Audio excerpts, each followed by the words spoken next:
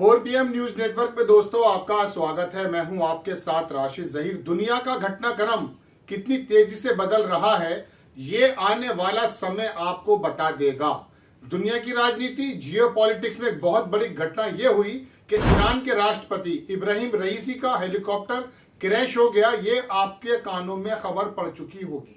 मैं आपको इंटरनेशनल जितने भी जरीदे बोलते हैं संस्थान को, उसके मुताबिक आपको खबर बता रहा हूं कि वहां के राष्ट्रपति, वहां के विदेश मंत्री और बाकी अजरबैजान के गवर्नर और कई सारे लोग एक साथ उड़े। कहां से? अजरबैजान, जो कभी कभी सोवियत रूस का हिस्सा हुआ करता था। वहां पर एक डैम का इफ्तिताह करना था, ओपनिंग करनी थी। उसे करके जब वापस आ रहे थे, 2 हेलीकॉप्टर ठीक रहे, तीसरा जिसमें इब्राहिम रईसी थे वो क्रैश हो गया। कल रात से पूरी दुनिया कौतूहल में थी। तरह तरह की बात जो है ट्रेंड कर रही है ट्विटर की दुनिया में। इसराइल का नाम, मोसाद का नाम और इब्राहिम रईसी की इस मौत का बार बार कयास ये लगाए जा रहे हैं कि आखिरकार ये प्लेन, ये जो हेलीकॉप्टर क्रैश हुआ है, इसको कराया गया है या इसके पीछे कोई घटना है। अभी फिलहाल ये बताया जा रहा है कि मौसम की खराबी की वजह से इब्राहिम रईसी का हेलीकॉप्टर गिर चुका है, क्रैश हो चुका है और उनकी डेड बॉडी पूरी दुनिया देख चुकी है। इसराइल के ईरान के अंदर कल से ही ऐसा माहौल था, वहां नमाजें पढ़ी जा रही थी, उनके बारे में प्रेयर की जा रही थी। वहां के जो सुप्रीम लीडर हैं उन्होंने इमरजेंसी घोषित करते हुए बताया कि हम बराबर नजर रख रहे हैं। लेकिन आज सुबह जब उनका हेलीकॉप्टर मिल गया तब ये बिल्कुल साबित हो गई बात कि इब्राहिम रईसी डेथ हो चुकी है और उनके साथ बाकी 8 लोगों की भी डेथ हो गई है। पूरी दुनिया में टर्की हुआ, रशिया हुआ और बाकी अजरबैजान और दुनिया के तमाम मुल्कों ने अपने अपने ड्रोन्स भेजे। बल्कि ये जो हेलीकॉप्टर मिला है ये टर्की के ड्रोन, बहुत ही हाईली, मैं कह सकता हूं एडवांस था वो। उसने ही रात के अंधेरे में पता लगाया कि आखिरकार इब्राहिम रईसी का हेलीकॉप्टर किस जगह क्रैश हुआ है। मैं सिलसिलेवार आपको खबर दिखाता हूं दोस्तों। ये पहली फुटेज सुबह जारी हुई थी जो मैं आपको बता रहा हूं। टर्की स्टेट न्यूज एजेंसी अनादोलू इसने रिलीज किया था एक फुटेज जिसके अंदर एक ऐसा ड्रोन था जो ईरान के अंदर पहुंचा, वहां जिस जगह पर वो क्रैश हुआ था, और which has identified source of heat. उसको शुरुआत में कुछ हीट नजर आई और उसके बाद पता चला कि वहां पर इब्राहिम रईसी का हेलीकॉप्टर क्रैश हो गया। बात यह है दोस्तों, मैं आपको कुछ वीडियोस भी दिखाऊंगा कि वहां पे किस तरह का फॉग था। ये आप तस्वीर देख सकते हैं। अलमायादीन, ये लेबनान का बहुत बड़ा संस्थान है। इसने रात के अंधेरे में वो फुटेज जारी किया और आपको इसमें बताया कि टर्की ने अपने ड्रोन से पता लगा लिया कि कहां था। इब्राहिम रईसी कौन थे और इस वक्त मिडिल ईस्ट और पूरी दुनिया में इब्राहिम रईसी यानी कि ईरान पर नजर किस प्रकार से थी, मैं आपको बताऊं। अगर मैं आपको परसों की खबर बताऊं कि ईरान ने यह डिक्लेयर किया कि हम दरअसल न्यूक्लियर वेपन्स जो हैं पूरी तरह से डेवलप कर चुके हैं और आसपास के जो मुल्क हैं, जो उनके फ्रेंड्स कंट्रीज हैं, उनको वो देना चाहते हैं। पूरी दुनिया जानती है कि गाजा के अंदर जो इसराइल की तरफ से जो बर्बरियत हो रही है, जो वहां पर बेकसूर लोगों को मारा जा रहा है या हमास के लोगों को मारा जा रहा है, उसके पीछे गाजा के अंदर जितने हथियार पहुंचाए जा रहे हैं, ऐसा माना जाता है कि उनके पीछे जो है ईरान है। हिजबुल्ला जो लेबनान के अंदर बहुत बड़ी ताकत है, उसको ताकत पहुंचाने वाले ऐसा माना जाता है कि वहां भी ईरान और इब्राहिम रईसी हैं। और हुती यमन के अंदर जो असला पहुंचता है, इन चीजों के बारे में कहा यह जाता है कि बेसिकली ईरान अपनी प्रॉक्सी वार के जरिए दुनिया से लड़ रहा है। अमेरिका के सामने किस प्रकार से इब्राहिम रईसी आए थे ये आपको मालूम है। जब इसराइल ने उनकी एम्बेसी पर सीरिया में हमला कर दिया, उसके बदले में जब ईरान ने हमला किया तो इस तरह के ड्रोन्स मारे गए, इस तरह के मिसाइल मारे गए, दुनिया ने देखा। बहरहाल अमेरिका की नजर और पूरी दुनिया की, यूरोप की नजर इब्राहिम रईसी पे थी। अब बात ये चल रही है, मैं आपको पहले कुछ वीडियोस दिखा देता हूं कि इब्राहिम रईसी का शव कैसे मिला। आपको दिखा देता हूं स्क्रीन पर। हमारे एडिटर अगर चाहेंगे इसको एडिट करके लगा के देख सकते हैं। ये इब्राहिम जो है रईसी, उनका शव है और बाकी वहां पर हेलीकॉप्टर के शॉट्स भी मैं आपको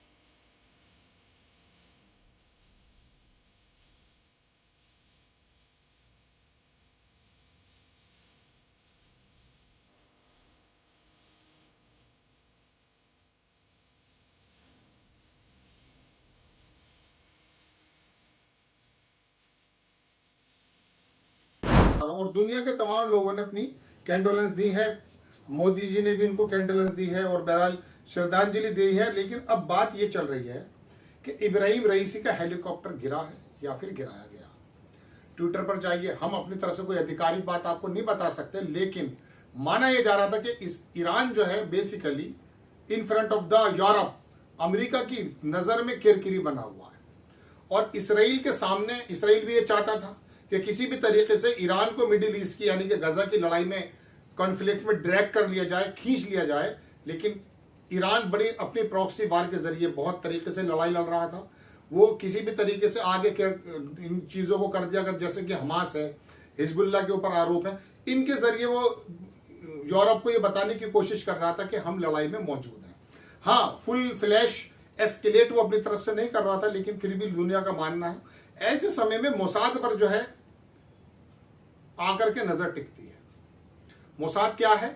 मोसाद इसराइल का वो एक ऐसा संस्थान है जो इसराइल के बाहर जितनी भी घटनाएं अंजाम दी जाती हैं वो मोसाद के जरिए, और एक शिन बेट है, वो इसराइल का इंटरनल जो प्रॉब्लम्स हैं उसको दूर करता है। इसराइल का आपको मालूम है ड्रोन्स बनाना और जासूसी करना, और हमास के जो पहले अधिकारी थे उनको मारना, खालिद मिशाइल हैं उन पर हमला करना, और अभी इसराइल को उस पर सीरिया पे हमला करना, इसके पीछे सब जगह मोसाद का इसराइल का हाथ माना जाता है। अभी ईरान के अंदर आपको याद होगा कासिम सुलेमानी एक थे, आपको याद है, उसको अमेरिका ने बताया गया कि उसको मारा गया था। वो सारी प्रॉक्सी वार को जो ईरान की तरफ से देखता था वो कासिम सुलेमानी नाम का एक व्यक्ति था, उसको भी मारा गया। उसकी बरसी हो रही थी, तीसरी या चौथी, वहां 200, 300, 250 के करीब लोग मारे गए, बम फट गए वहां पर। तो ईरान जो है पूरी मिडिल ईस्ट में कैसा रोल अदा कर रहा है कि वहां पर जो मुस्लिम जगत है 57-56 मुल्क, वो तो ज्यादा बोलते नहीं है, लेकिन ईरान उसमें मुखर है। ईरान के खिलाफ भी बहुत लोग हैं, खाली यूरोप नहीं है, सऊदी अरेबिया नहीं चाहता कि ईरान का दखल मिडिल ईस्ट में बढ़े, क्योंकि इनका एक अपनी इंटरनल लड़ाई है। वो किसी जमाने में, मैं किसी और वक्त में बताऊंगा, लेकिन फिलहाल इब्राहिम रईसी के इस घटना से जो इंसिडेंट मान लीजिए, हत्या मान लीजिए, एग्जैक्टली हम कुछ नहीं कह सकते, लेकिन दुनिया में ये बातें उड़ रही हैं कि जो भी अमेरिका के CIA या मोसाद के खिलाफ खड़ा हुआ है वो अक्सर मारा गया, चाहे वो सऊदी की धरती पर हो, चाहे ईरान और सीरिया के अंदर हो, सद्दाम हुसैन, गद्दाफी हो। एक पूरा का पूरा, दोस्तों मैं आपको बताऊं, एक रीजन है कि ऐसी दुनिया चल रही है। अब जब देश में हमारे 5वें चरण का मतदान चल रहा है, पूरा देश चल रहा है, लेकिन पूरी दुनिया की निगाह अचानक इस चुनाव से हट करके इब्राहिम रईसी के इस एक्सीडेंट में पड़ गई है। फिलहाल बताया जा रहा है कि उनका जो डेड बॉडीज है वो लेकर गए हैं वहां ईरान के अंदर एक माहौल अजीबोगरीब है। थोड़ा इब्राहिम रईसी के बारे में भी जान लें।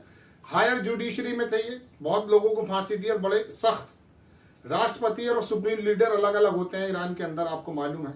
सुप्रीम लीडर ही बेसिकली तो नियुक्त करता है, और इब्राहिम रईसी के बारे में यह कहा जा रहा था कि आने वाले समय में सुप्रीम लीडर शायद यही बनेंगे खमेनी के बाद। तो दोस्तों बात यह है कि बहुत बड़ी खबर, अगर इसके अंदर मोसाद का, इसराइल का, CIA का यदि कोई हाथ निकलता है, जैसा कि आशंकाएं जताई जा रही हैं, तो आप यकीन मानिए आपका और मेरे सोचने का भी नजरिया बदल जाएगा। पूरी दुनिया इस कॉन्फ्लिक्ट में पड़ सकती है कि आखिरकार दुनिया में क्या होने जा रहा है। हालांकि हम तो कुछ सुना करते हैं कि 2024 में क्या क्या होने वाला है, लेकिन उसकी शुरुआत वाकई हो चुकी है कि इस प्रकार की घटनाएं, इब्राहिम रईसी की डेथ अगर ये नेचुरल है तो कोई प्रॉब्लम ज्यादा नहीं होगी, क्योंकि वहां पर वो नया बंदा खड़ा कर देंगे। लेकिन अगर इसके अंदर मोसाद, CIA या अमेरिका का हाथ हुआ, जैसे कि न्यूक्लियर ताकत बनने की वजह से पूरा यूरोप, अमेरिका और इन लोगों की नजर में ईरान एक जो है आंखों की किरकिरी बना हुआ था। लेकिन ईरान का जियोपॉलिटिक्स में भी बहुत जबरदस्त रोल था।